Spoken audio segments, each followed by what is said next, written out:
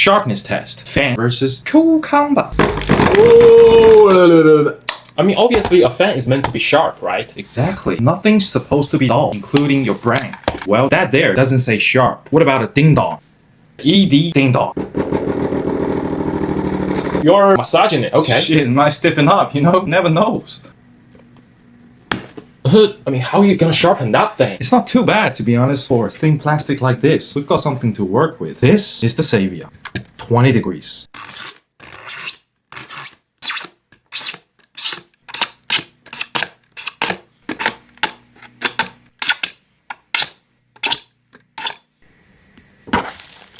For real? That's in the sharp zone.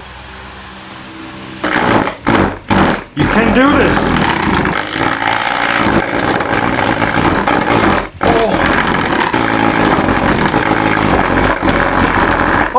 Oh my god, bro!